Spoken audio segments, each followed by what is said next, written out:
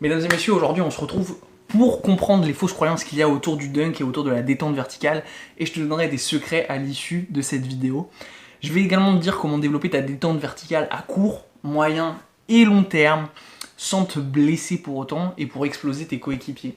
J'aimerais parler également des circuits training type Air Alert pour commencer cette vidéo, et te dire que si les joueurs finissent cramés et blessés, c'est qu'il y a une raison, c'est que la surcharge de travail est bien trop intense, et surtout que ça va développer tes muscles à côté et que ça va pas être optimum pour développer ta détente verticale. Je m'explique. Lorsque tu vas faire des pompes claquées ou des squats sautés en isolation ou je ne sais quoi, c'est très bien, ça va travailler un peu ta détente verticale, ça va travailler ton cardio, ça va également peut-être te renforcer musculairement et c'est bien pour pas se blesser, ok?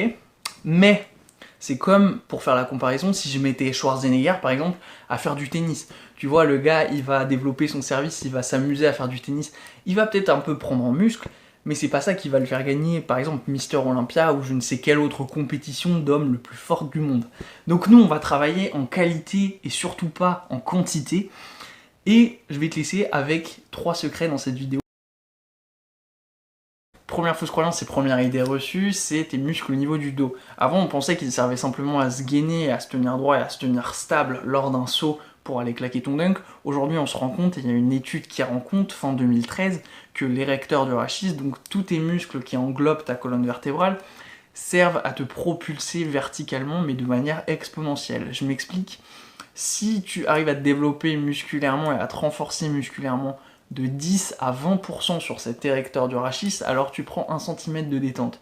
Je te laisse imaginer les dégâts lorsque tu prends 40 à 50% de développement musculaire ou de renforcement musculaire au niveau de cet érecteur du rachis. Tu vas peut-être prendre 4, 5 à 6 cm de détente, ce qui n'est pas négligeable. Reste bien jusqu'à la fin de cette vidéo parce que je te le répète, en conclusion, je te mettrai les exercices et comment bien les appliquer sans se blesser et à court, moyen et long terme, progresser et prendre en détente de manière exponentielle. Et donc le deuxième des secrets et l'espèce d'écran de fumée qu'il y a autour, c'est la pliométrie, les gars. La pliométrie, c'est quoi? Pour vulgariser à maximum la chose, c'est tout simplement le rebond. Donc pour travailler cette pliométrie, qu'est-ce qu'on va faire? Des mouvements courts mais intenses. Il va falloir que tu donnes à 100% lorsque tu fais ces exercices de pliométrie, sinon ça ne sera pas du tout effectif. Qu'est-ce que ça va travailler, ces mouvements pliométriques? Eh bien tout simplement tes muscles contractiles, donc ta contraction musculaire, on va voir que c'est important après, tes réflexes neuromusculaires, donc cette fois ton temps de réaction, et tu me l'accorderas au basket, le temps de réaction c'est super important, donc ça va travailler pendant tes exercices pliométriques, mais également à l'entraînement ou en match, donc c'est du 2 en 1, c'est top pour toi. Et enfin, tes composants des muscles élastiques. Donc ce qu'on va chercher à avoir, c'est un étirement du muscle optimum pour ensuite avoir une production musculaire puissante. Pour vulgariser la chose et pour comparer la chose, c'est la combinaison des deux qui fera que tu pourras sauter le plus haut possible. Donc je le répète, l'étirement du muscle avec une puissance musculaire. Si tu devais te battre avec cet homme, donc Captain America, qui a une force quand même assez incroyable, un volume musculaire assez incroyable, imagine que tu te battes pour savoir qui lance la balle le plus haut. Et bien lui, il va avoir une vitesse d'exécution de son bras assez importante par rapport à toi et un volume musculaire encore plus important. Et donc la combinaison des deux fera que la balle de tennis, elle va transpercer un avion, quand toi, ta balle, elle va atterrir dans le grillage. Donc c'est vraiment cette combinaison des deux qu'on cherche à avoir pour sauter le plus haut possible, c'est aussi simple que ça. Donc reste bien jusqu'à la fin de cette vidéo parce que je te montrerai comment effectuer les exercices de la meilleure des manières pour combiner cette vitesse d'exécution avec ce volume musculaire qu'on cherche à obtenir. Donc comment on a une vitesse d'exécution la plus amoindrie possible? Eh bien c'est tout simplement en comprenant l'effet de la phase d'amortisation. La phase d'amortisation, ça c'est pour ta science, si tu sais pas ce que c'est tout simplement le temps que ton corps va passer au sol. Donc quand tu vas poser un appui au sol, il faut que tu restes le moins de temps possible pour produire le plus d'énergie possible et pour aller le plus haut possible. Donc tout simplement, pour avoir un titre de comparaison, Usain Bolt, quand il se lance sur un 100 mètres, à chaque appui, il reste moins de 100 millisecondes avec le pied qui est au sol à chaque appui. Donc c'est tout simplement énorme et il peut gagner au total 45 centièmes de seconde sur un 100 mètres. À haut niveau olympique, c'est tout simplement exceptionnel. Nous, ce qu'on va chercher à avoir, c'est moins de 200 millisecondes au sol. Pourquoi moins de 200 millisecondes? Et c'est parce qu'à partir de 201 millisecondes, le temps passé au sol va transformer ta puissance donc contractile, donc ta puissance musculaire, juste en chaleur, et ça va servir absolument à rien de rester plus longtemps au sol, puisque tu vas perdre en énergie pour ressauter. La troisième des fausses croyances qui m'amène au troisième secret, ça peut te paraître une banalité, mais on a tous une génétique différente, on a tous un morphotype différent et des vies différentes. Si je prends mon exemple, à titre perso, avant ce confinement, j'avais 4 entraînements par semaine de basket, plus 1 à 2 matchs le week-end. Donc c'était tout simplement impossible pour moi de concilier ces entraînements qui étaient déjà assez physiques, parce que le basket c'est un sport assez physique, avec des exercices pliométriques qui sont encore plus traumatisants pour ton système nerveux, pour tes tendons et surtout pour tes articulations et tes muscles.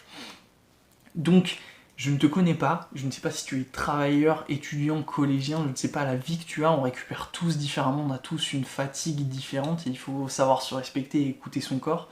Donc je pourrais pas te dire que ça sera efficace à 200% sur toi si tu fais ces exercices, puisque si tu respectes pas cette fatigue, peut-être que tu vas te blesser. Et c'est en ça que ça m'amène à Air Alert, par exemple, un programme comme Air Alert, je pense que c'est une connerie, parce qu'on donne ces exercices de manière générique à tous les basketteurs du monde entier, et ils se retrouvent blessés. Pourquoi? Parce qu'ils n'écoutent pas leur corps, et parce qu'il faut faire ce programme Air Alert 6 jours sur 7, par exemple.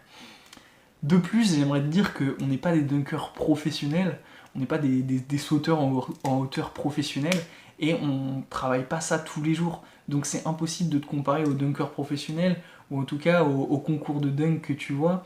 À titre d'exemple d'ailleurs, c'est un très bon exemple je pense, voir des joueurs NBA faire des concours de dunk, ça a presque rien à voir avec des concours de dunk organisés par des professionnels qui ont une détente sensiblement supérieure. Je pense par exemple à Kador Ziani, à des joueurs NBA. Ça prouve bien que lorsque tu as des entraînements et une saison à assumer en tant que basketteur, tu vas pas forcément pouvoir te positionner en tant que dunker également. Le dunk et le basket, c'est deux disciplines différentes. Donc premier des exercices, ça va être avec poids tout simplement. Si tu as une salle à disposition ou si tu as des poids chez toi, c'est l'idéal, ça va travailler ton érecteur du rachis de manière optimum. Deuxième des exercices, c'est rester immobile comme ceci, en levant les jambes et en levant les bras. C'est toi qui vas moduler finalement les répétitions et les séries. Et le deuxième exercice, c'est en Superman, c'est un niveau un petit peu plus difficile. Donc voilà, donc l'exercice comme tu vas le voir il va être assez simple, on va sprinter sur une distance d'environ 30 mètres, 30 mètres si tu sais pas ce que ça fait environ la taille d'un terrain de basket, sur plat si tu débutes, et je vais te conseiller de faire sur côte pour durcir un peu l'exercice, je vais t'expliquer tout cela. Une petite aparté sur le travail en côte là, parce que si tu travailles en côte tu vas devenir un petit travailleur de l'ombre, tu vois, c'est ça qu'on cherche. Et ce que ça va travailler c'est tout simplement, déjà ton pied, il va pas être habitué à travailler sur un angle comme ça, à pleine intensité, genre quand tu travailles sur le plat, tu as un rebond avec ton tendon d'Achille, ok, mais en côte, ça va être plus dur à développer. Ensuite, tu vas travailler plus en côte car ton système cardiovasculaire va être mis plus à rude épreuve et ça va travailler ton mental. Et ça, le mental, les gars, il n'y a que ça de vrai. Bon, je te laisse avec la vidéo. Ok, donc là on va passer aux exercices avant sprint. Donc je fais tout d'abord une échelle de corde sur une distance d'environ 10 mètres, je vais venir taper le sol le plus vite possible. Ensuite du tipping, même principe que l'échelle de corde, tu tapes sur le sol le plus vite possible, 5 secondes pour un niveau débutant, 8 secondes pour un niveau expert avancé.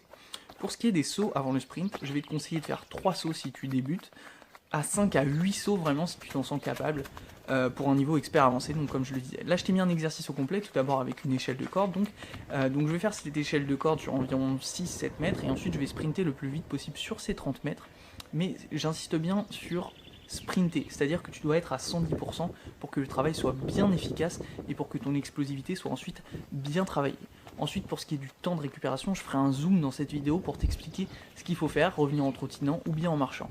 Là tu le vois, donc le tipping, moi je fais environ une durée de 8 secondes. J'insiste bien sur ces deux exercices que sont donc le tipping et l'échelle de corde, puisque ce sont des exercices neuromusculaires et qu'ils vont solliciter donc ton temps de réaction. Et le temps de réaction c'est primordial au basket dans le sens où nous on va essayer d'avoir les réflexes les plus incisifs et les plus vifs possibles lors d'un entraînement ou un match. Donc c'est parfait pour développer ça. Le saut, comme tu vas le voir à l'image là, ça va développer plutôt ton explosivité et ta détente. Donc là, moi j'en fais 5, c'est vraiment très crevant lorsque tu vas faire tes séries, tu vas le voir. Donc je n'en fais que 5, tu peux aller jusqu'à 8 vraiment si tu t'en sens capable. Pour ce qui est des séries, moi je réalise 8 sprints de 4 séries. Pour un niveau plutôt débutant, ça sera plus sur du plat et un rythme de 4 séries pour 5 sprints. Donc là je t'ai mis un zoom sur la phase de récupération. Là comme tu le vois, moi je reviens en trottinant parce que je me sens capable de revenir à 100%. Si tu ne t'en sens pas capable, même si tu es sur du plat, au lieu de trottiner, tu vas tout simplement marcher parce que nous on va zoomer sur un travail qui va être vraiment le sprint.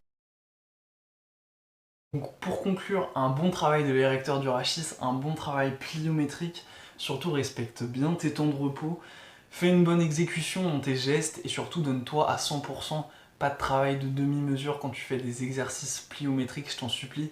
C'est comme si tu te lançais dans un sprint avec 8 coureurs et que tu y allais à 50%, ça donne absolument rien. Et surtout retiens bien qu'on n'est pas des dunkers professionnels, c'est pas notre métier. Nous on est basketteurs et c'est déjà pas mal. Donc moi je te dis à demain pour une prochaine vidéo.